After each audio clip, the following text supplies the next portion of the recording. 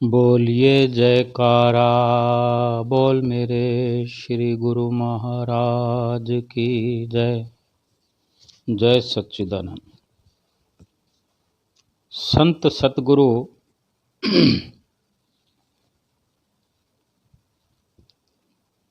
मनुष्य को अपने प्रवचनों में फरमाते हैं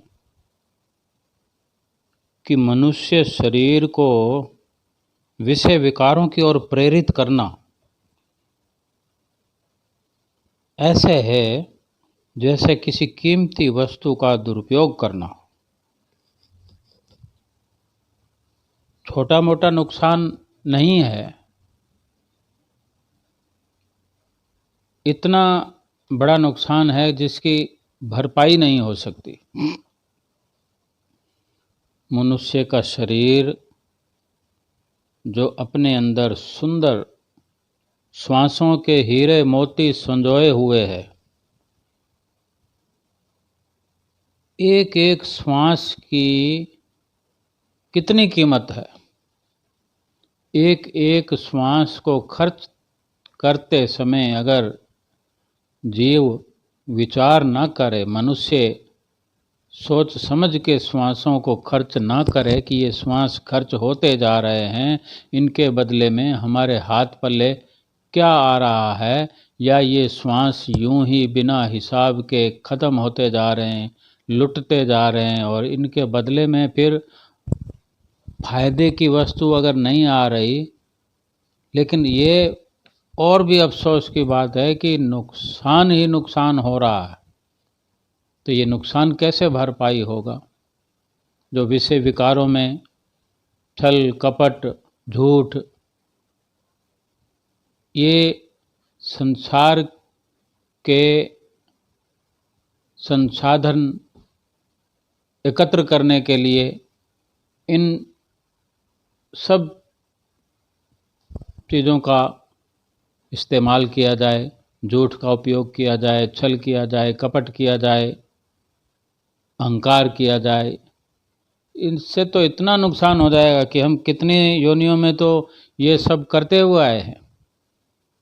इतना नुकसान हो चुका है पहले, उसकी भरपाई करने के लिए तो मनुष्य शरीर मिला है इस जीव को प्रभु ने दया करके, कि इस मनुष्य जीवन के अंदर परमात्मा की भजन भक्ति करे, परिपूर्ण संत सतगुरु की कृपा सिंधु सतगुरु की शरण ग्रहण करके परमात्मा का नाम जपे, ताकि पिछले योनियों में जितने विकार, जितने बुरे कर्म हमारे हैं, पाप हैं, वो सब धुल जाए। वो कार्य न करके इस जन्म के अंदर और अधिक पाप करके अगर हमने ये श्वास खर्च कर दिए, मनुष्य जन्म हाथ से भी निकल गया, कितना नुकसान हो जाएगा। ये संत सतपुरुष ही जानते हैं, इसलिए हम जीवों को आगाह करते हैं। एक दृष्टांत है, अपने कीमती श्वासों और शरीर को दुरुपयोग करने के शिक्षा की दृष्टि से हमको विचार करना चाहिए कि एक राजा था, वो दयालु राजा था, धर्मात्मा था। तो एक दिन वो शिकार खेलने के लिए राजा और कुछ साथी, उनके साथियों सहित राजा जंगल की ओर चले गए। जब राजा शिकार के लिए जंगल में से जा रहे थे, तो शिकार के पीछे पीछे घोड़ा दौड़ाते दौड़ाते राजा जो थे अपने साथियों से अलग हो गए, काफ़ी दूर निकल गए, और राजा को बहुत प्यास लगी थी। और वो गर्मियों का समय होता है या धूप का समय होता है तो अधिक प्यास लगती है, और घर के अंदर तो कितने ठाट बाट होते हैं, एक इशारे पर कितने ही सेवक राजा के खड़े होते हैं। अब जंगल का रास्ता, इधर धूप और इधर प्यास से व्याकुलता, पानी की खोज करने लगे राजा साहब। तभी अचानक उनकी नज़र पड़ी एक झोंपड़े पर, तो जल्दी उस झोंपड़े की तरफ पहुँचे। उस झोंपड़े में एक गरीब लकड़हारा रहता था। जब लकड़हारे ने अपने अतिथि को एक अपने द्वार पर आया देखा तो उन्हें अंदर ले जाके बिठाया। गरीब का भी दिल होता है। फिर उसका घोड़ा एक वृक्ष के नीचे बांध दिया कि घोड़े को भी गर्मी न लगे। फिर ठंडा ठंडा पानी लाकर राजा को पिलाया। जो उसका जो व्यवहार था लकड़हारे का, राजा देख रहा था। फिर कुछ देर विश्राम करने के बाद लकड़हारे ने, राजा ने जैसे विश्राम किया ठंडा पानी पीकर, तो फिर राजा से भोजन के लिए आग्रह किया विनम्र भाव से। तो वो भी राजा ने उसके प्रेम के कारण उस लकड़हारे के प्रस्ताव को स्वीकार कर लिया। तो लकड़हारे ने घर में जो साग व रूखी सूखी बाजरे की रोटी भी बनी हुई थी, उसने परोस दी, राजा के सामने रख दिया वो जो कुछ भी था। तो उसके प्रेम पूर्वक मेहमान नवाजी से राजा को वो सादा भोजन भी अमृत के समान लगा। राजा दयालु स्वभाव का तो था, दयावान तो था ही, और बहुत प्रेम से खाया और बहुत स्वादिष्ट लगा। राजा ने भोजन खा लिया तो वो लकड़हारे के आदर से जो प्रसन्न तो था ही, तो वो प्रसन्नता के कारण बड़ा प्रसन्न होकर राजा पूछ रहा है कि तुम कौन हो तथा क्या करते हो? इस घने जंगल में किस कारण रहते हो जहाँ दूर दूर तक पानी भी नहीं है? तो लकड़हारे ने उत्तर में कहा, मैं गरीब लकड़हारा हूँ, यहीं जंगल से लकड़ी काट कर और उसे कोयला बनाकर शहर में बेच के आता हूँ। उस कोयले से जो कुछ मिलता है उसी धन से ही अपनी ये ज़िंदगी, अपनी आजीविका चलाता हूँ। परंतु अब तो ये जंगल जो है ये सब कट चुका है लगभग, और दूर दूर तक लकड़ी काटने के लिए मुझे भटकना पड़ता है। बड़ी कठिनता से लकड़ी प्राप्त हो पाती है, लेकिन कर ही क्या सकता हूँ। तो राजा ने कहा, सुनो, मैं इस राज्य का, इस देश का राजा हूँ, सो तुम्हें मैं आमंत्रित कर रहा हूँ, न्योता दे के जा रहा हूँ। कल तुम मेरे पास राज दरबार में आ जाना।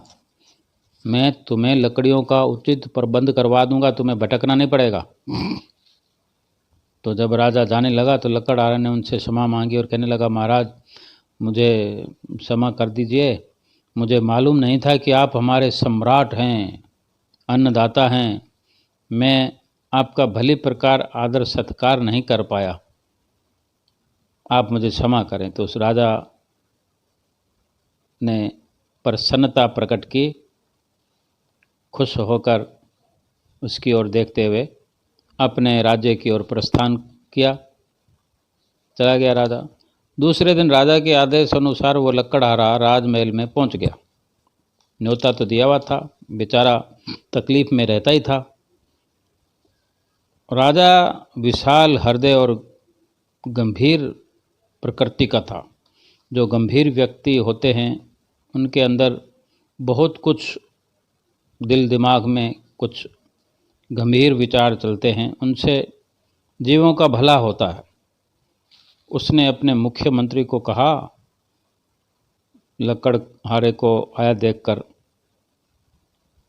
कि लकड़हारे के पास जीवन का निर्वाह करने के लिए कोई उचित साधन नहीं है, बेचारा गरीब है, दरिद्रता में समय काट रहा है। इसलिए हमारा विचार है इसको अपने चंदन वाले बागों में से एक बाग देने का निश्चय कर लिया है, ताकि अपने जीवन में क्या आगे कई पुश्तों तक इसको कोई कष्ट ना उठाना पड़े, कोयले ही ना बनाने पड़े, लकड़ियाँ काटनी ना पड़े। अगर काटे तो थोड़ा सा काटेगा तो ना जाने कब तक सुखपूर्वक अपना जीवन व्यतीत करेगा।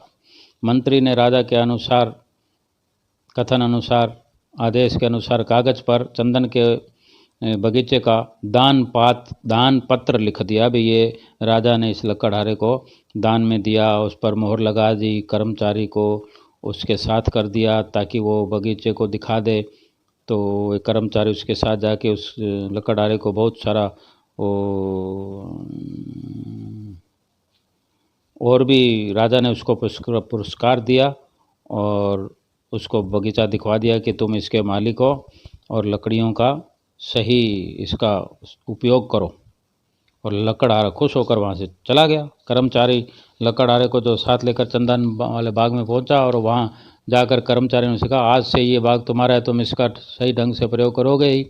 अब इसमें ज़्यादा कुछ बताने वाली बात नहीं थी और कर्मचारी राज दरबार में वापस आ गए। इधर अब लकड़हारे की देखो कलाकारी।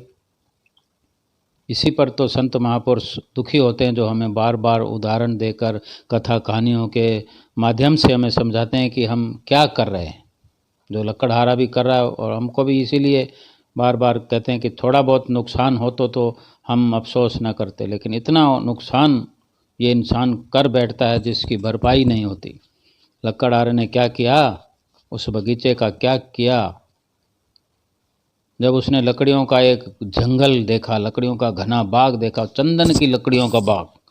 चंदन की लकड़ियों का हम कोई भी अंदाज़ा लगा सकते हैं कि आज छोटा सा टुकड़ा 2-4 इंची का छोटा सा टुकड़ा जो आज मुर्दे के लिए हम मंगवाते हैं या चंदन को घिसने के लिए, तिलक लगाने के लिए, असली चंदन की लकड़ी तो मिलती नहीं है। और जो भी मिलती है उसकी कितनी कीमत होती है। कहाँ छोटा सा 10, 20, 30 ग्राम, 50 ग्राम का टुकड़ा होता है, और कहाँ टनों के टन। यानी उस चंदन के बाग में से लकड़ी निकाली जाए तो टनों के टन बेहिसाब। जहाँ चंदन का बाग है, बाग ख़त्म थोड़ी होता है, वो तो उगता रहेगा। एक आदमी कितना काटेगा। जंगल में तो कितने लकड़हारे होते हैं जो लकड़ियाँ काटते हैं। उसके बगीचे में तो उसके सिवा कोई घुस भी नहीं सकता, और चंदन का बाग है। तो वो खुश हो रहा है अपने जंगल वाले उस बगीचे को कि अब तो मुझे लकड़ियाँ ढूंढने की परेशानी भी नहीं होगी। बहुत परेशान हो रहा था। तो उसने क्या हुआ, लगा लकड़ियाँ काटने और कोयले बनाने। काट काट कर कोयले बनाता, मन में सोचता बड़ी आसानी हो रही है, खुश होता था। इस प्रकार वो चंदन के वृक्षों से लकड़ी काट काट कर कोयले बनाता रहा। उन कोयलों को बेचने पर जो थोड़ा बहुत कोयला तो कोयला हो जाता है, चंदन की लकड़ी हो या बबूल सबूल की लकड़ी हो, कोयला तो कोयला है, कोयले के भाव में बिकेगा। तो अपना गुजारा कर रहा। गरीबी तो उसके घर में डेरा ऐसे लगाए हुई थी जैसे जाने का नाम ही नहीं ले रही। वो निकालना ही नहीं चाहता गरीबी को, गरीबी बने रहना चाहता है। इस तरह करते करते कई वर्ष बीत गए। उसने लगभग चंदन के बाग के सारे पेड़ अब काट काट कर कोई कोयले बनाएगा तो ख़त्म तो होगा ही। सब पेड़ कोयले बना डाले, 10-15 पेड़ बाकी बच गए। सबके साथ ऐसा नहीं होता कि कुछ बच जाए। तो देवयोग से एक दिन राजा कहीं जा रहे थे, जब वे लकड़हारे के घर के पास से गुजरे, उसी जगह तो उसको याद आ गया लकड़हारा यहाँ था, उसका बाग भी देखना है, देखना चाहिए। देखा कि वो झोंपड़ा वैसे का ज्यों का त्यों है, टूटा फूटा। तो राजा ने सोचा चंदन का बाग जिसको मिल जाए उसकी हालत उसने सोचा क्या पता है झोंपड़े को छोड़ दिया हो, कहीं बड़ा घर बना लिया होगा। लेकिन जब ढूंढा, वो राजा मन में सोच ही रहा था ढूंढने के लिए कि उसको लकड़हारे को ढूंढूं, ऐसा होना तो नहीं चाहिए। इतने में सामने से वही लकड़हारा झोंपड़े में से, उसी झोंपड़े में से आता दिखाई हुआ। आते ही उसने राजा को प्रणाम किया। सम्राट ने पूछा तुम्हारा क्या हाल है। लकड़हारे ने हाथ जोड़कर महाराज आपकी बड़ी कृपा है। राजा ने फिर पूछा कि अभी तो तुम पहले की तरह निर्धन प्रतीत हो रहे हो, वैसे के वैसे लग रहे हो। तुम्हारी अवस्था बदलने के लिए तो मैंने तुम्हें चंदन का बाग दिया था। मैंने तो सोचा था कि अब तक तुम धनवान बन गए होंगे, परंतु अफसोस तुम्हारा तो वही हाल है। तब लकड़हारे ने कहा महाराज उस बाग से जो कि आपने कृपा करके मुझे दिया था बहुत आराम मिला है, ऐसी बात नहीं है। पहले तो जंगल से लकड़ी ढूंढ ढूंढ कर लानी पड़ती, तब कहीं जाकर बड़ी मुश्किल से कोयले बनता थे। अब तो मैं धड़ाधड़ लकड़ियाँ काट काट के कोयले बना रहा हूँ, कोई असुविधा नहीं है। मैं बड़ी सुविधा से कोयले बना लेता हूँ। महाराज आपका ये उपकार तो मैं कभी भूल नहीं सकता। ये राजा सुन रहा है और हैरान हो रहा है। हैरान होकर पूछता है तो क्या तुम उस लकड़ी के कोयले बनाते रहे हो, चंदन की लकड़ी के, उसको जला जला कर कोयले बना रहे हो और वही कोयले बेच रहे हो। लकड़हारे ने कहा जी हुजूर, यदि कोयले ना बनाता तो मैं अपने परिवार का निर्वाह कैसे करता, उस बाग का क्या करता मैं। लकड़हारे से ये बात सुनकर राजा को बहुत दुख हुआ कि ऐसे परखहीन मनुष्य को मैं अमूल्य वस्तु दे बैठा, जो विवेक से खाली होने के कारण चंदन की मूल्यवान लकड़ी के कोयले बनाता रहा। आखिर में राजा ने उससे पूछा क्या तुमने सारी चंदन की लकड़ी कोयले बना दिए या कुछ बाकी बचे हैं। तब लकड़हारे ने कहा, महाराज कोई 10-15 पेड़ बाकी हैं। ये सुनकर राजा उसको साथ लेकर चंदन के बाग में गए। वहां जाकर क्या देखा कि सारा चंदन बाग ही काला हुआ पड़ा है। जगह जगह पर कोयले के गड्ढे हुए पड़े हैं। अधिकतर पेड़ कटे हुए। चंदन के बगीचे की ये दुर्दशा देखकर राजा को बहुत दुख हुआ। उसके बाद उन्होंने एक लकड़ी चंदन के पेड़ से कटवा कर लकड़हारे के हाथों में देते हुए कहा, तुम शहर में जाओ, ये लकड़ी लेकर कोयले वोले मत बना देना, तथा जितने इसके दाम मिले कल आकर हमें राज दरबार में बतलाना। और दूसरा ये बात अब अच्छी तरह याद रखना, मुझसे पूछे बिना किसी भी लकड़ी के कोयले नहीं बनाओगे। लकड़हारा वो लकड़ी लेकर शहर में पहुंच गया। जहाँ जहाँ से गुजरता चंदन की महक से सारा वातावरण सुगंधित हो उठा। वो लकड़ी अच्छे दामों में बिकी। अब लकड़हारे को अपनी मूर्खता पर बड़ा दुख होने लगा कि मैंने इतनी कीमती लकड़ी को कोयले बनाकर बेच दिया, अब क्या हो सकता है। लेकिन दूसरे दिन लकड़हारा राज दरबार में पहुंचा और सारा हाल राजा को बताया। राजा ने कहा, जब एक लकड़ी के थोड़े से टुकड़े का मूल्य इतना अधिक है तो बताओ पूरे चंदन के बगीचे का कितना मूल्य हो सकता था। जो तुमने उजाड़ दिया, बगीचा नष्ट भ्रष्ट कर दिया था और तुम गरीब के गरीब बने रहे, कितना नुकसान हो गया। सुखी जीवन व्यतीत कर सकते थे तुम, अब क्या हो सकता था। जो चंदन के वृक्ष बाकी बचे हैं उन्हीं की लकड़ी बेचकर अपना जीवन निर्वाह करो, इससे भी तुम्हारा जीवन सुखमय बन सकता है। लकड़हारा अपनी अज्ञानता पर अफसोस करता हुआ, आंसू बहाता हुआ अपना मुंह लेकर घर चला गया और फिर बाकी का जीवन सोच समझ के सदुपयोग लकड़ी का करने से उसका जीवन सुखी बना। मतलब यह है कि परमात्मा की ओर से ये जो मनुष्य जीवन हमको मिला है, ये बगीचा है। इसका एक एक श्वास अति मूल्यवान है। चंदन के बाग से इसकी तुलना की है। अब इस जीवन का उचित ढंग से प्रयोग करना मनुष्य का कर्तव्य है। इस जन्म में अगर ईश्वर प्राप्ति के साधन नहीं किए, भगवान के नाम की दौलत नहीं कमाई, तो 84 लाख योनियों के चक्कर में किसको भरमना पड़ेगा। जिसने इसकी कदर नहीं की शरीर की, वो 84 लाख योनियों में जाएगा ही। हर श्वास की अपूर्व महत्ता है और बेकार गए श्वास लौट कर आ नहीं सकते। गया वक्त फिर हाथ नहीं आता। मनुष्य जन्म का पूरा पूरा लाभ उठाना चाहिए और जो नहीं उठाता उसको फिर नुकसान होता है। कितना नुकसान होता है हम अंदाज़ा नहीं लगा सकते। इसलिए संत महापुरुषों के कहने में आकर, उनके सत्संग में जो हमें ज्ञान मिलता है उस पर अमल करके हमको विचार करना चाहिए।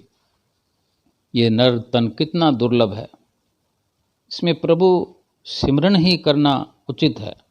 सारे संसार के काम धंधे करते हुए, सब कुछ करते हुए प्रभु का अगर नाम लेते रहेंगे तो क्या हर्ज है। बोलिए जयकारा बोल मेरे श्री गुरु महाराज की जय।